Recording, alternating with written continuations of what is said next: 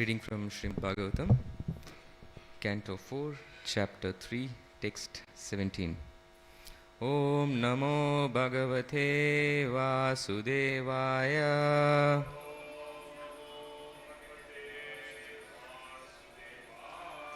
Om Namo Bhagavate Vasudevaya.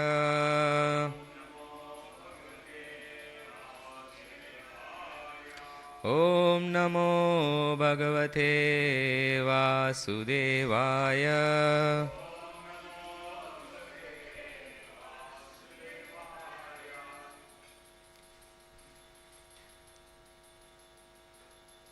Vidya tapo vitta vapurvayah kuleha.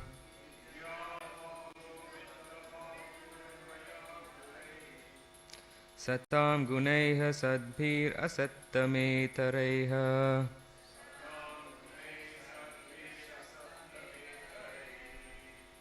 Smrito hatayam vritamana durdrishaha. Stabdana pashyanti hi dhama bhuyasam.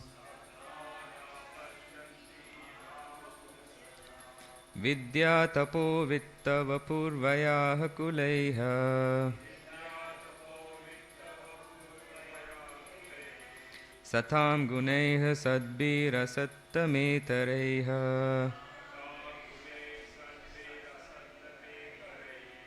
Smrito hatayam vritamana durdrishaha. Stabdana pashyanti hi dhama bhuyasam. Vidya tapo vitta vapurvayah kuleha. Satam gunaiha sadbhira sattametaraiha. Smrito hatayam vritamana durdrishaha. Stabdhana pashyanti hi dhama bhuyasam.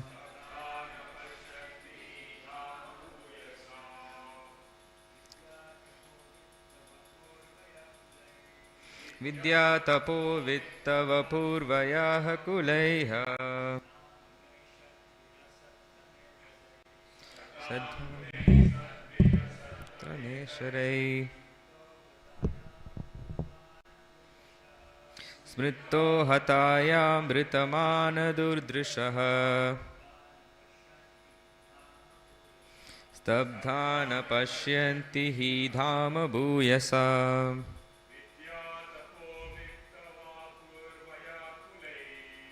Vidya tapo vitta vapurvaya kuleha.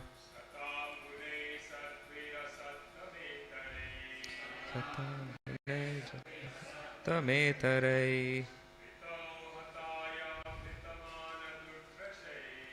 Smrito hatayam vritamana durdrishaha. Stabdhana pashyanti hi dhama bhuyasam. Vidya tapo vitta vapurvaya kuleha. Sattam gunaiha shadbhira sattametaraiha.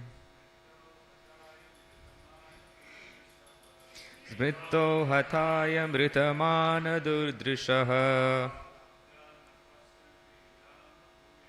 Stabdana pashyanti hi dhama bhuyasam. Mataji's. Vidya tapo vitta vapurvaya kuleha. Sattam gunaiha shadbhira sattametaraiha. Smrito hatayam vritamana durdrishaha.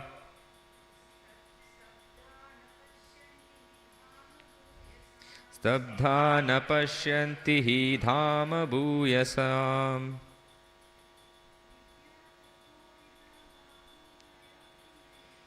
Vidya tapo vittava purvaya kulaiha. Satam gunaiha shadbira sattametaraiha. Smrito hathayam brithamana durdrishaha. Stabdha na pashyanti hi dhama bhuyasam. Word to word meaning. Vidya, education. Tapa, austerity.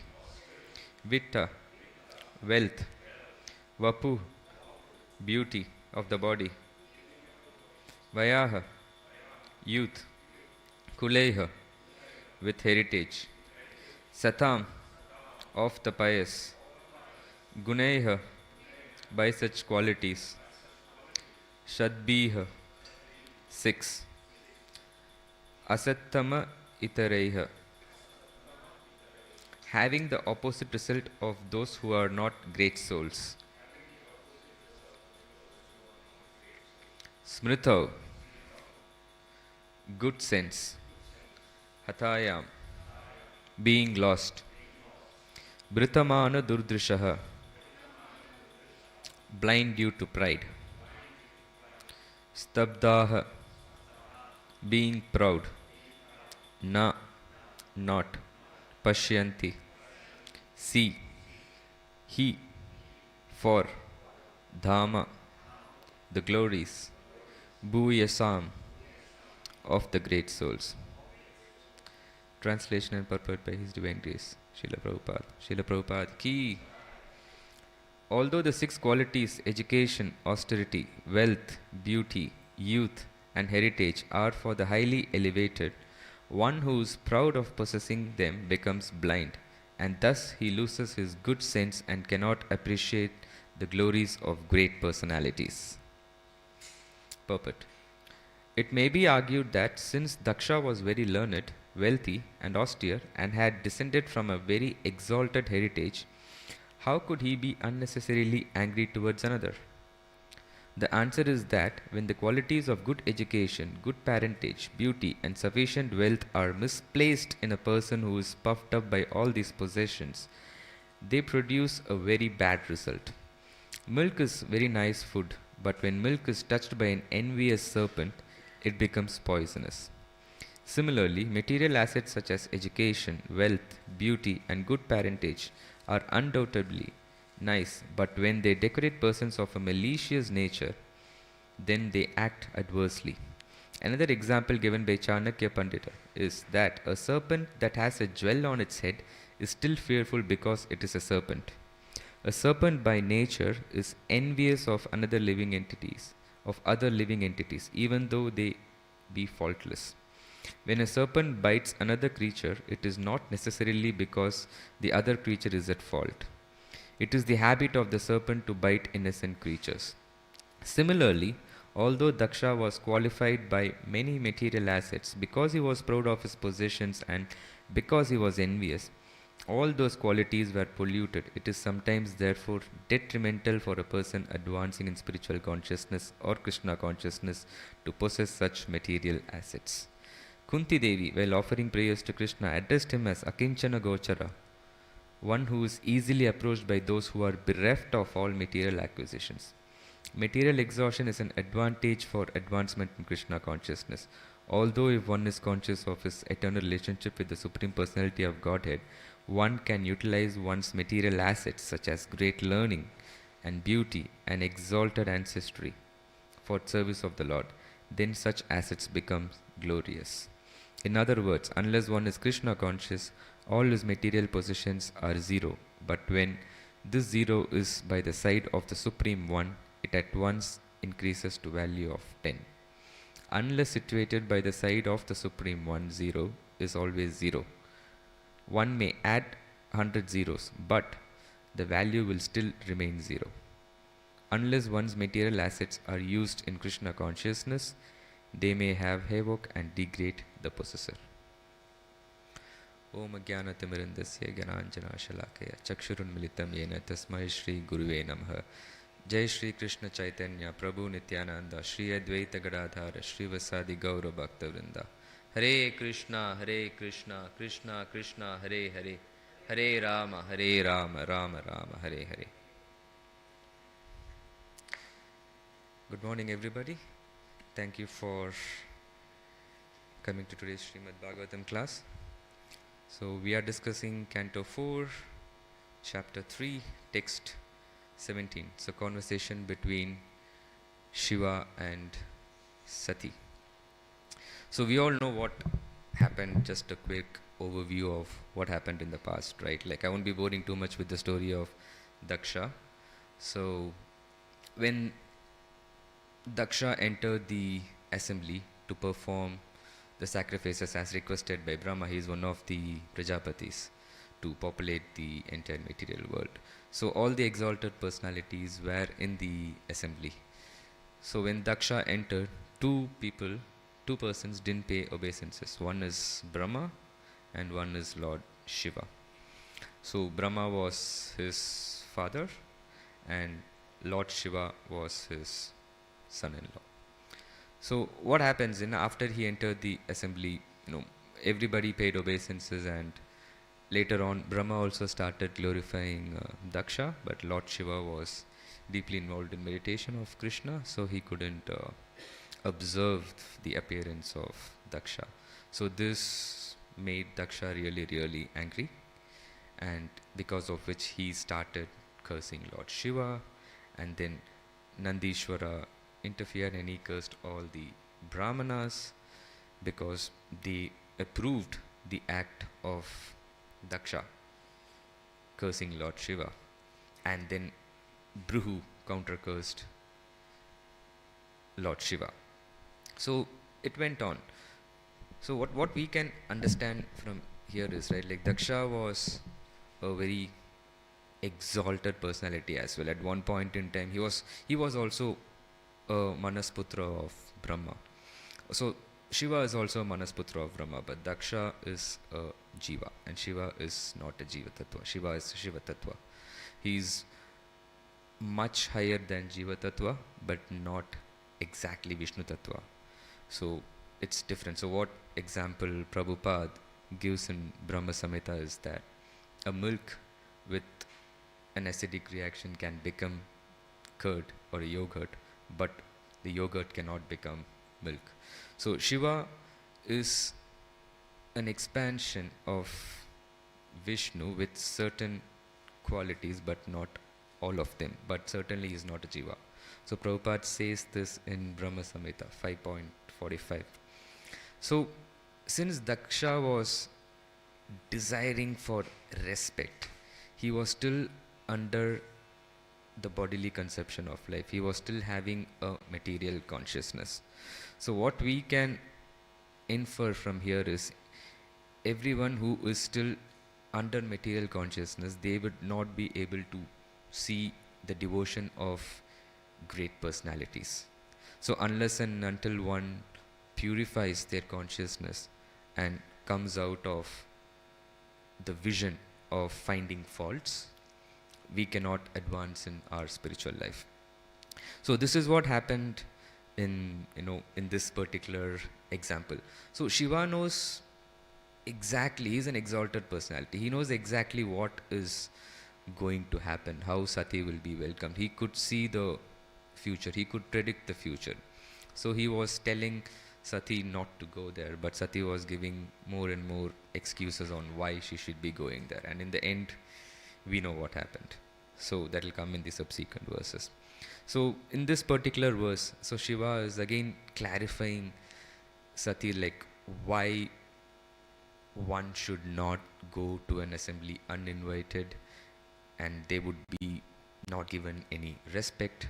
And even though one is materially in a very superior position, unless and until he is Krishna conscious, he will not be respected by, he will not be respecting the other personalities. So this is pretty much is the essence of this particular verse. So we all know Lord Shiva is an exalted personality, right? So Daksha pretty much kind of failed to understand that he had the pride of possession. So he did not understand that everything in this world belongs to Krishna. So in order to access the holy name, one must be free from the rasa of possession. So we all know that in this world, possession gives pleasure.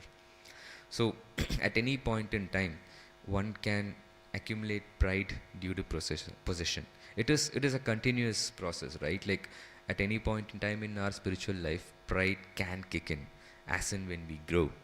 So Vishwanatha Chakravarti Thakur says in Madhurya Kadambini, chapter 3, there are like 4 sources in which the pride can actually kick in. One must eradicate pride from the heart. So the first one is from your past sins. And the second source is one from one's past piety. And the third source is from the offenses that we commit. And the fourth source is imperfect spiritual practice or progress. So all the 4 can be overcome just by chanting at the Namabhasha stage. But especially when we commit offenses, say for example seva aprad, these type of offenses can be overcome by chanting few verses or chanting at the Namabhasa stage or at the Shuddhanam stage, which is practically impossible for all of us. But we need to make sure that we don't commit offenses on the strength of the holy name. So for example, we tend to do nonsense thinking that Krishna will protect us. So there are like many more examples of how we can end up committing the seva aprad can become nama aprad, but one should be really careful to avoid nama aprad so that we can advance in our spiritual life. So unless and until we don't pay attention to eradicate these impurities in the heart, pride will definitely kick in. So you will not know when it kicks in. So Bhaktivinoda Thakur says there are 6 constituents of pride. So the first one is illusion. So we all are always illusioned. And the second one is tendency to deceive. So if our consciousness is not clear and if we are not stable, we can get influenced and people can easily manipulate us. And number 3 is the propensity to cheat. And number 4 is kutinati, dishonesty. And number 5 is corruption. And number 6, I'm not getting exactly what's number 6. Okay, I'll get back to number 6. So he says these 6 constituents of prides, and that these are the 6 constituents of pride, and one must be very careful about this, and Sharanagati should be the only goal of a devotee. So unless and until we are Krishna conscious, all these qualities which Shiva mentions in this particular verse, like austerity, penances, whatever we perform, these will not be an ornament for a devotee. This will in fact blemish a devotee's character. So this is what we need to understand. So how to give up this pride? So we'll come to that. So say for example, if we are a devotee of Krishna and if we are chanting the holy name, we actually need not worry about giving up this pride, because the holy name will automatically purify us. Krishna loves crushing the pride of his devotees. So there are a lot of stories which we can which we have already come across, and so I might recite few stories in this class. So what we need to understand is Shiva is an exalted personality, and Shiva shares a very dear relationship with Krishna, which most of us are not aware of. So say for example, when in Brihad Bhagavatamrita it's stated that when Narada Muni goes to Sadashiva Loka and he finds Shiva in a very blissful state there, so he shares a lot of pastimes between Shiva and Krishna. So one such pastime is the story of Gantakarna. So who is Gantakarna? Gantakarna is a demon. So somehow he believed that Shiva is the supreme personality of Godhead, and he starts meditating on Shiva. So he wears rings in his ears so that if anybody starts pronouncing the name of Vishnu, he'll immediately shake his head so that the rings, like the bells, make noise, and he doesn't hear the name of Vishnu. He just wants to hear the name of Shiva. So then he performed austerities somewhere near Badrikashram, Kailash near Badrikashram, and then he was deeply meditating and Shiva appeared in front of him. And Shiva was like, okay, what do you want? And he says, I don't want anything, I just want to be a devotee. No, you called me, you should ask something, what do you want? He says, I want liberation. But Shiva says, sorry, I can't give you that. And then he's extremely upset. He thought Shiva is the supreme personality of Godhead. Then he asks, okay, who can give me liberation? And Shiva says, Vishnu can give you liberation. So you go to Badrikashram and you meditate and you will see Vishnu one day. And he says, goodbye. Then he goes all the way to Badrikashram and he starts meditating and he goes there. So in Dwapara Yuga, when Krishna was in Dwaraka, sometimes even he wants a break. So he'll appoint some of his deputies in his position and he takes some time off and he goes to Himalayas and he meditates. So what happens here is when he goes near Badrikashram on the way to Kailash, he wanted to go to Kailash and take association of Lord Shiva. But on the way, because he was completely mesmerized by the beauty of Badrikashram and he started meditating there, then all of a sudden one demon comes to him. And Krishna asks, who are you? And he said, I am Gantakarna. And he asked, what are you doing here? So he says that Lord Shiva asked me to meditate on Vishnu. So I am here meditating and trying to see that one day Vishnu will come and fulfill my desires of getting liberated. Then Krishna shows his universal form and he is completely convinced. So what happens after this is he goes back to his cave and he brings a dead body of a Brahmana. And he tells Krishna that, I'm so sorry, like you're the supreme personality of Godhead, but I don't have anything to offer you. So please accept this as offering. So Krishna was very touched by his devotion and he offers him liberation. He immediately goes to Vaikuntha. And he still is available in the Badrikashram temple as, I think, Deepika, one of the presiding deities there, and people still do worship him. So this particular story says the devotion that people have for Shiva.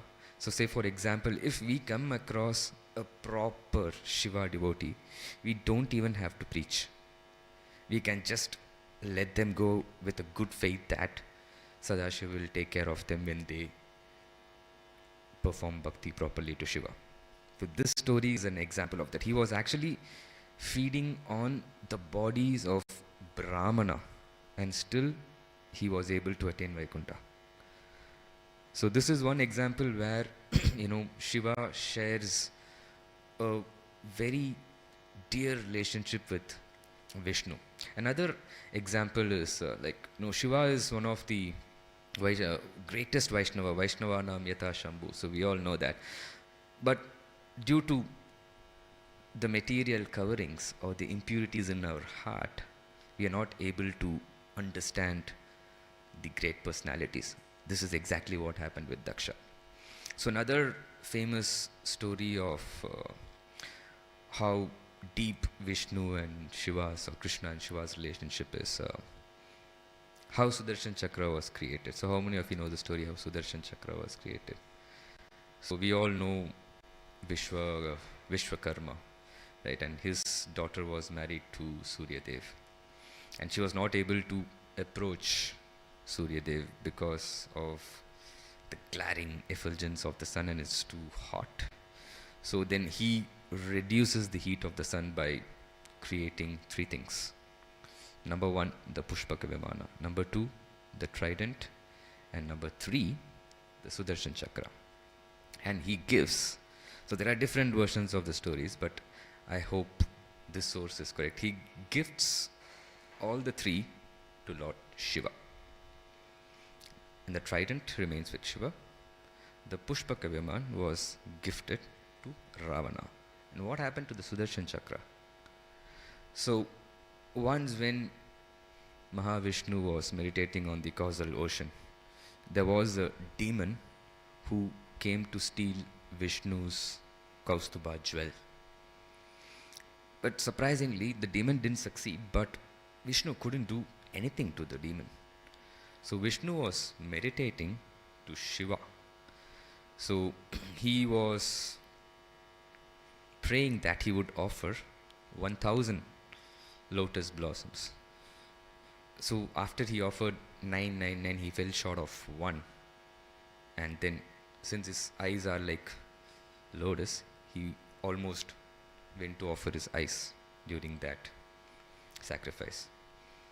So what happened? Shiva immediately appeared, and then he gives Sudarshan Chakra to Vishnu. So this is one of the stories which shows the relationship that Shiva has with Vishnu or Krishna. So coming back to this verse, like how Krishna can crush the pride of his devotees. So there is one story where Sudarshan Chakra thinks that it's one of the most important weapon of Vishnu, and his Sudarshan Chakra, he becomes proud. So in order to teach a lesson, so what Krishna says is, like this happens in Jagannath Puri. So what Krishna says is, go bring Hanuman to me, I want to meet Hanuman. So Sudarshan Chakra goes and conveys the message, and then Hanuman goes and he says that, okay fine, I'll come to meet, you keep going, I'll come behind. So what happens, as soon as Sudarshan Chakra reaches Jagannath Puri before Hanuman, and what happens is it blocks all the 4 entrances. So when Hanuman came there, it started spinning very, very fastly, and Lord Hanuman didn't understand what was going on. So all of a sudden he shouted Lord Ram's name, and he manifested himself in a very huge form, where the Sudarshan Chakra became like a tiny mosquito. So he manifested 8 hands. So 4 hands to capture the Sudarshan Chakra at the 4 entrances, and 2 hands to do dandavats to Jagannath, and remaining 2 hands is to chant the holy name and offer obeisances. So this is called the Ashtabhuja Hanuman. You can still see this in the entrance of Jagannath Puri. So what happens after that, he catches the Sudarshan Chakra and he reaches Jagannath, and then he says, like, I found a very, very small mosquito which was causing disturbances. Like, you please give me permission to just crush it. Then Jagannath says, no, that's fine. And then he just rolls it on the floor and he just lets it go. So this killed the pride of Sudarshan Chakra. So this, and then after that, when Sudarshan Chakra was serving, like, he was not serving Jagannath with all his heart. So what happens in Jagannath gives an elevated position to be on top of the dome of Jagannath Puri, so that whoever sees the Sudarshan Chakra can still get delivered from this material miseries. So unless one develops love for Krishna, he cannot be freed from this material suffering.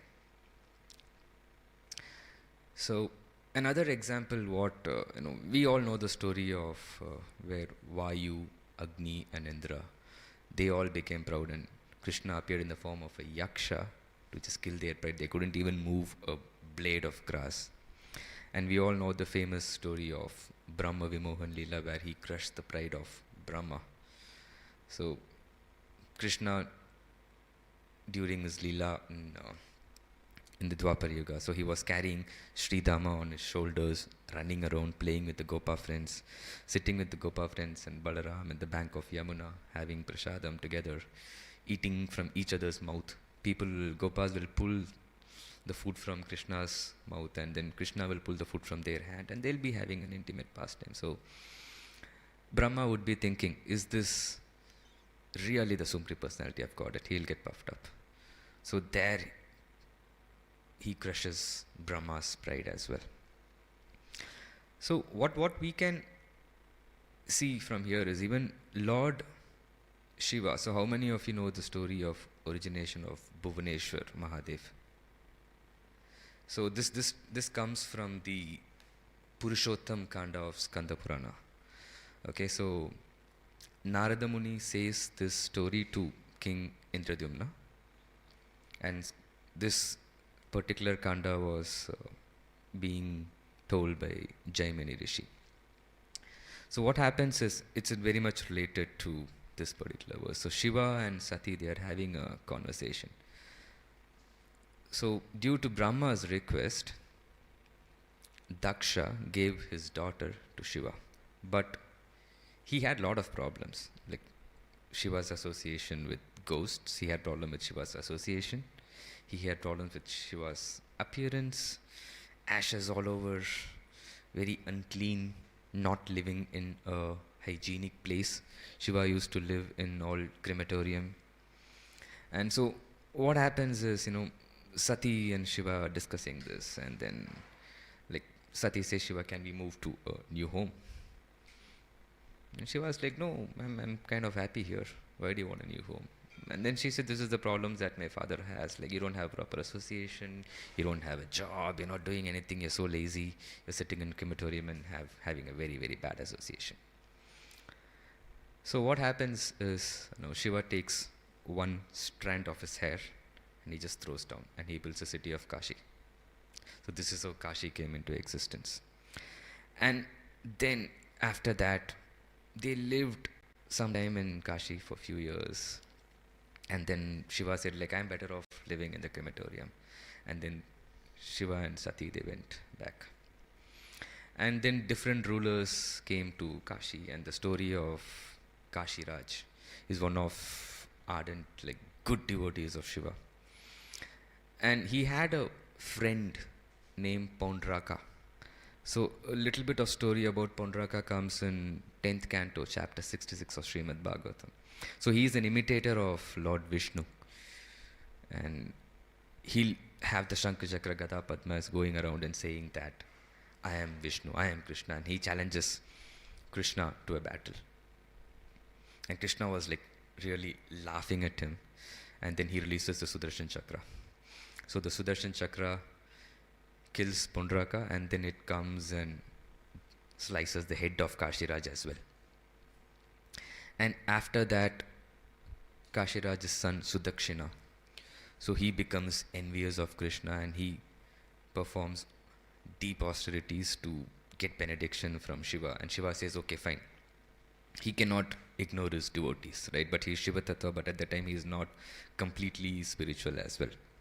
So we should not confuse this Shiva, which comes out of Brahma's eyes, with Sadashiv. Sadashiv is a pure spiritual being.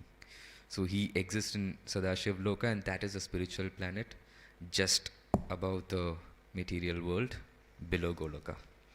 So in order to impregnate the jivas in the material world, Sadashiv expands as Shambhu, as Shiva. And in order to destroy the material world, he expands as Rudradev.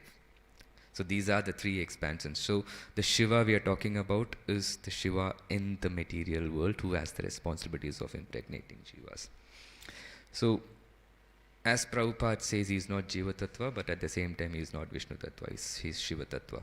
He has little bit of potencies of Vishnu, but that doesn't make him a Vishnu Tattva. So when Sudakshina, he starts praying to Shiva to help him fight the war with Krishna, Shiva couldn't say no. He was a really nice devotee. And he says, fine, I'll bring my army of ghosts, you go forward. And then Sudakshina also makes a tantric yajna, and he invokes a ghost. So the ghost name is Dakshinagni. So what happens when you do a tantric process, whatever the goal that the ghost is invoked for, if that goal is not achieved, the ghost comes back and kills the person who invoked. So all of them agrees to, fight Krishna. And then as soon as Dakshinagni goes to Krishna, and he's convinced with the Sudarshan Chakra that, okay, I can't do anything. So he comes back to kill Sudakshina. And Sudarshan Chakra is like coming behind Dakshinagni. So, and it kills both Sudakshina and Dakshinagni. At that time, Shiva becomes furious and Shiva starts fighting. And he invokes a weapon from his trident, which is like super hot. And then Krishna again invokes his weapon, which is super cold and, kind of negates everything what Shiva does. And then Shiva like becomes humble and he takes shelter of Krishna's lotus feet. And Krishna is like, why are you fighting with me? Like, you know everything about me. And Shiva was like, I'm so sorry, I need to help my devotee. I couldn't do anything about it. And then after that, Shiva offers obeisances, offers a lot of prayers, and then says, please give me an opportunity to serve you in a much, much better way. And at that time, Krishna gives a benediction, okay, you guard all the places or the holy places where I am present, starting from Bhuvaneshwar. So you exist in Bhuvaneshwar as Bhuvaneshwar Mahadev, and you purify all the people who are coming with material desires and send them to Jagannath Puri. So that is how Shiva took residence in Bhuvaneshwar as Bhuvaneshwar Mahadev. So similarly, if you see in Vrindavan, he is available as Gopeshwar Mahadev, and then he is available in Navadvip as Harihara Kshetra.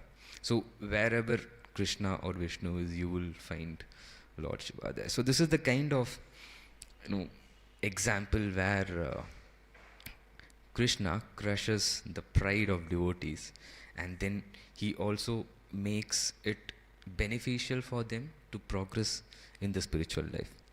So when we spoke about the 4 offenses which Vishwanatha Chakravarti Thakur is mentioning in Madhurya Kadambini, so all, unless and until we offend the holy name, all of these offenses can be negated just by proper chanting of the holy name. You need to develop that particular relationship with Krishna. You need to take it to the next stage, and that is possible only by deepening your chanting. And we need to be really, really careful, because in order to give up pride, we can again learn from Shiva. So he's an exalted personality. Look, he preaches just with his appearance. The snake around his neck like indicates that we are all bound to die at any point in time. The death can come and just bite us at any point in time. The garland of skeletons, that we have taken multiple reincarnations, ashes all over his body. End of this life, we're all going to be burnt into ashes. We can't take anything with us.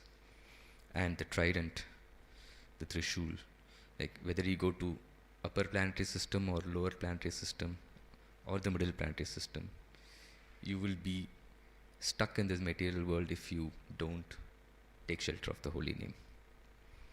And then he always sings and dances with his drum, which signifies that to get out of this nonsense material existence, you need to chant and dance. And then still, if you didn't get taste for the holy name, he has Ganges on his head, the Charanamrit. So he serves the Vaishnavas of the Lord and he chants the holy name.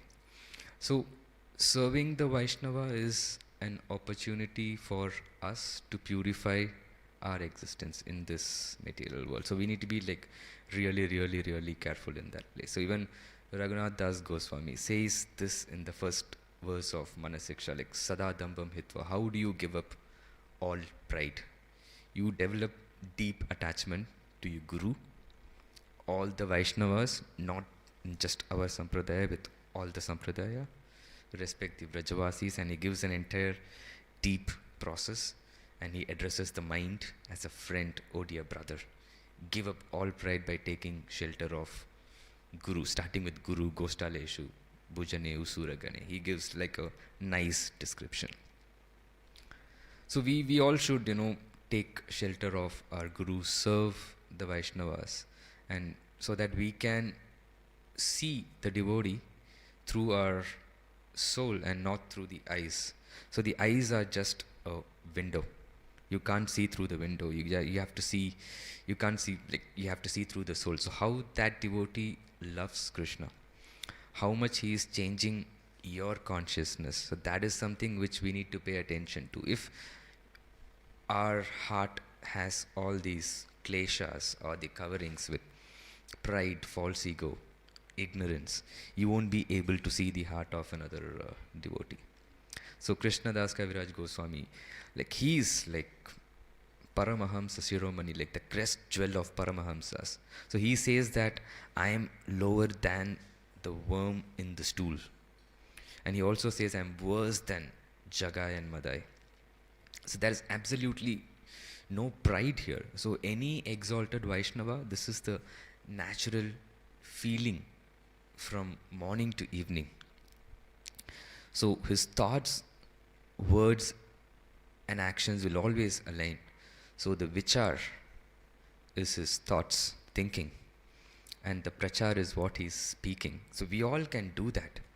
But achar, living as per the scriptures, to become an acharya takes something. So even if you are doing the prachar and vichar properly, we all are not 100% living by the scriptures. So even though he is like a Paramahamsa, this is the natural state of mind which he has, Krishnadas Kaviraj Goswami, such an exalted personality. So even when Chaitanya Mahaprabhu, he goes to Kashi, he doesn't sits on the pandal. He sits where people wash their legs. And for example, when organizing the Rath Yatra and the Gundicha Marg, so what Mahaprabhu does, he says, everybody, clean this place as much as stones you collect from this place, that's the amount of dirt you purify in your heart.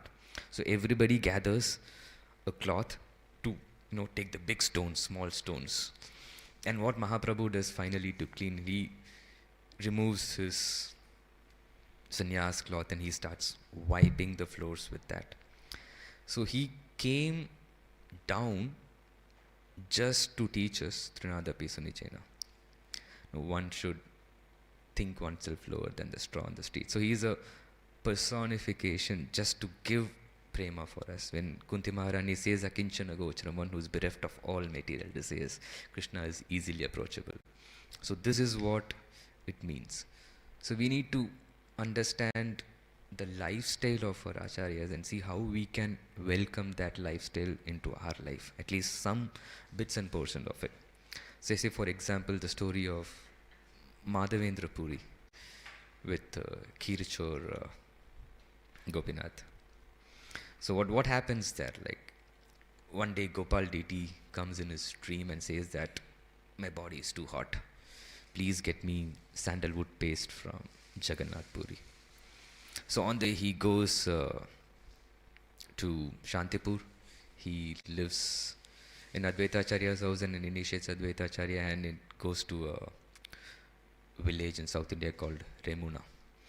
And there he sees the Gopinath GUDT, and then he sees the prasadam that is being offered. He asks the pujari there, okay, how do you prepare this prasadam? And the pujari says, every day we make this sweet rice, we keep in like 11 or 12 pots. And the kind of fragrance that was giving, how the way he prepares. And then Madhavendra Puri started thinking that, okay, so when he is offering that, when the pujari is offering that to the deities, he'll be thinking like, oh, if I could, taste this so that I can prepare the same for my Gopal deity. Then immediately he realized that when the Lord is eating, how can he think like this, that he has committed an offense, and he'll leave that place and then he goes back. So what happens then, Gopinath comes in the dream of the pujari and says like, I've hidden a pot of sweet rice. So you go find Madhavendra Puri in the town and you give this to him. So the Pujari does it, and as soon as Madhavendra Puri sees the pot and Pujari tells the story, he becomes too excited and he goes into ecstasy. So he eats all the sweet rice and he breaks the pot and puts it in his pockets in small, small pieces, and every day he eats a small piece of that and he goes into ecstasy. So as soon as that event happened, when the pot was handed over to him, he could have easily become famous, right? Like people will know that he is a Paramahamsa and he's had so much of mercy and they'll all come to meet him there. But he left to Jagannath Puri immediately. He didn't want to become famous, or he didn't want to be meeting so many people and sharing his experience. So that's the level of humility that we need to cultivate. So humility must be the only ornament of a devotee. So only when we kill this particular pride within us, only then humility will develop as a byproduct. So in order to kill the real pride, we need to develop spiritual pride, which means showing gratitude to Krishna for every day. And it starts with seva and dealing with Vaishnavas. And seva starts with chanting the holy name. So the more deeper we develop our relationship with Krishna, so the more merciful the holy name will be to give us complete access. When you say take shelter of the holy name, so what actually it means? So Krishna is not different from his name, but there is a small subtle difference between Krishna and his name. Anybody, can you take a guess? Yes, the holy name is actually more merciful because the sound vibration enters into your heart first and it cleans your heart. Unless and until your heart is completely clean, Krishna will not come and sit inside your heart. So if you have all these impurities in your heart, it's like thorns in your heart. So when Krishna comes and sits, it will be like really, really uncomfortable for him. So we need to really understand what the holy name means to us and in our spiritual life.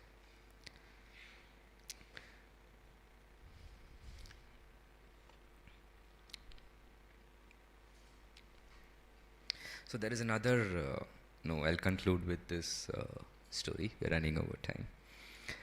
So there is another famous story where Krishna even crushes Arjuna's pride. So the story of Arjuna and Jambuka, the jackal. So what happens after the Kurukshetra war? Like Arjuna personally hears Bhagavad Gita from Krishna's mouth and he'll be like, oh, I'm such a jnani and I've had Krishna's association, the words from his mouth directly, I have so much of knowledge. And Krishna can actually understand what you're whispering in your heart.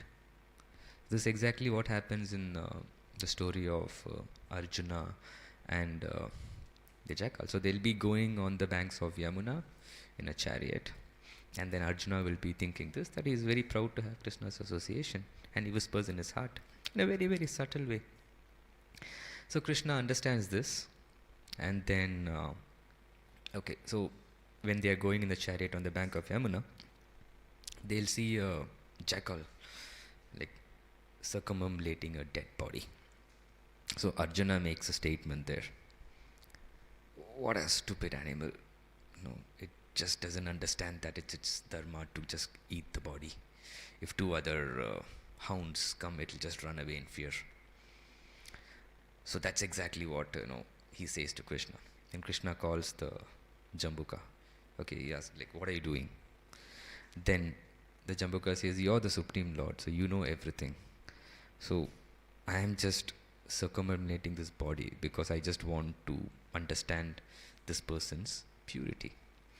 So by smelling the head, I know if that person has offered any obeisances to any of the Vaishnavas. By smelling the hand, I can understand that if he has done any puja for Krishna. and by smelling the legs, I can understand if he has visited any dhams or holy places. So if he has not done any of this, like me as an animal, we cannot perform dharma. The only way I can attain purity is by eating. So if this person is so impure and he has not performed any of the austerities with his body, I don't want to eat such an impure food. So this is what the Jambuka says to Krishna.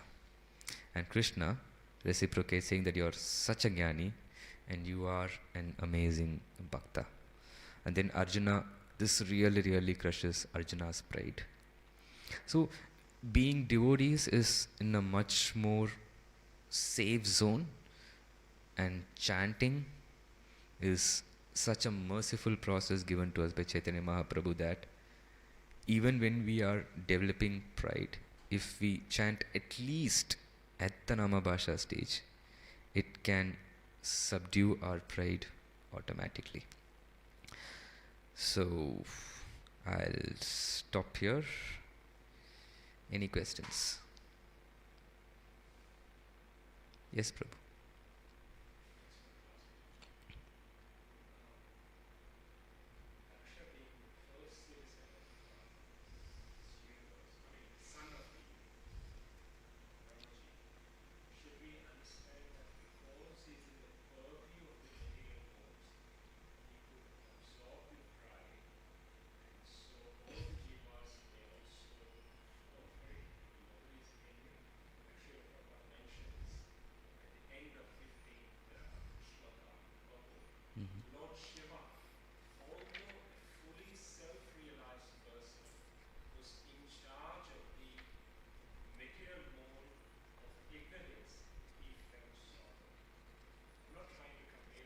Mm-hmm.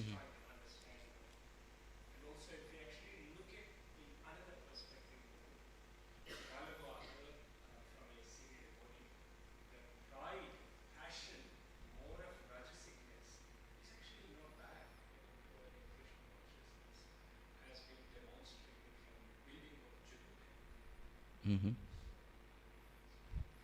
So, as I explained, right, if you fall back to, I don't know if I have that. If you fall back to, if you fall back to Brahma Samhita 5.45, so Shiva is actually a Guna avatar. So that Prabhupada says in the purport, right?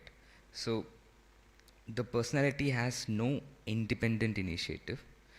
The said adultering principle is constituted of a combination of stupefying quality of deluding energy, the quality of non-plentitude of the marginal potency, and a slight degree, only a slight degree of ecstatic cum cognitive principle of the plenary spiritual potency. So Shiva, though he is a Shiva Tattva, he has only 78% of the qualities of Krishna. Even Vishnu has only 94% of the qualities of Krishna. And Brahma has close to I think little bit of higher than Shiva. So he is definitely subjected to the material nature. Say for example, when he finds, we saw the stories of all his devotees, right? He cannot stop protecting his devotees. And we all know the story of Virabhadra. He gives him a boon that whomsoever head you touch, they'll be crushed into pieces. Then he creates so much of mess and so much of confusion, and then finally he comes and takes shelter of Vishnu. So the Shiva we are talking about here is the Shiva in this particular universe. So he is definitely, to answer your first question, yes, so he is definitely subject to material nature, and all jivas who worship him, everybody, in fact all of us, we are all subject to the material nature. And the curse of Bhrigu is still effective in Kali Yuga. He says all your followers will become atheists. That's what we can see, or they propound the Mayavada philosophy. So, and coming to your second question, can you repeat your second question?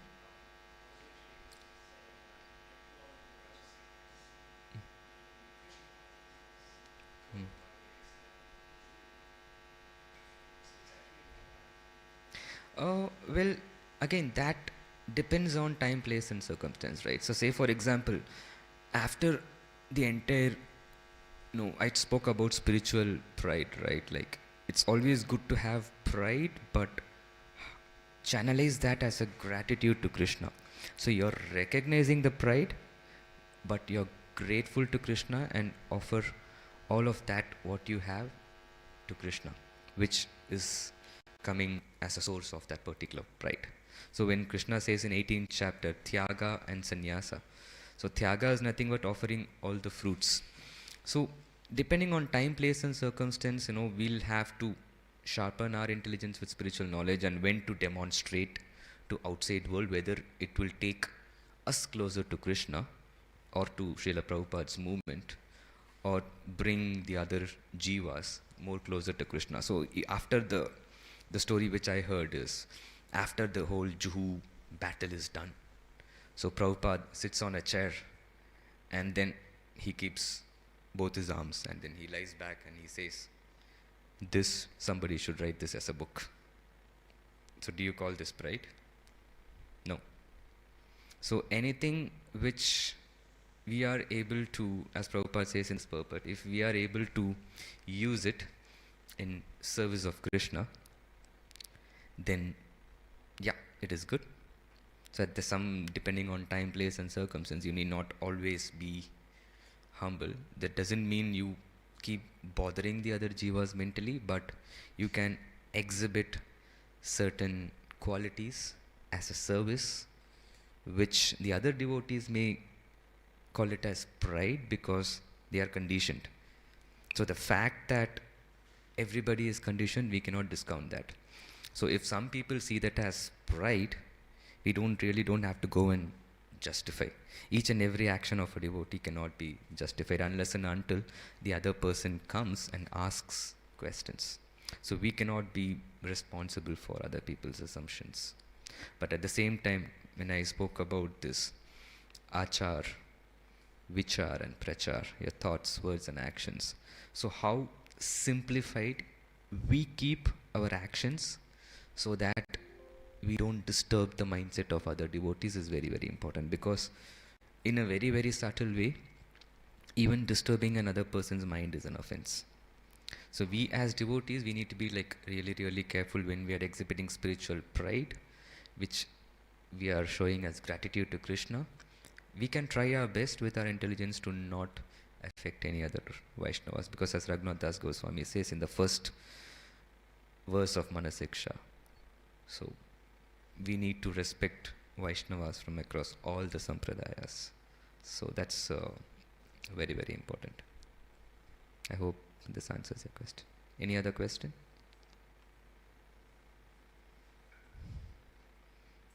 Yes, Prabhu.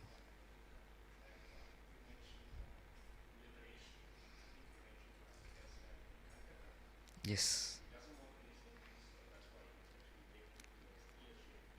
Yes.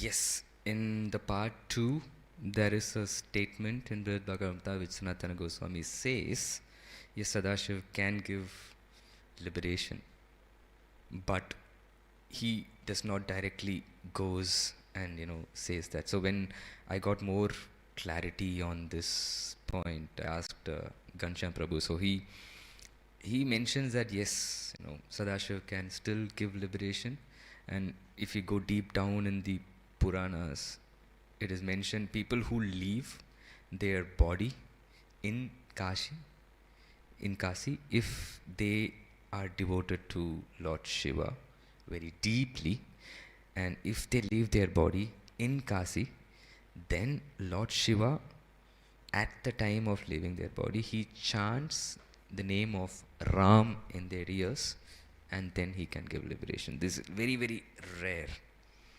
But publicly he doesn't, he always like is a preacher of Vishnu Tattva. So his primary duty is Vishnu Bhakti Pravartate, to spread the glories of Lord Vishnu. So that's when, like, we need to understand, when I made the statement that if you really find any sincere devotees of Shiva, we don't even have to preach.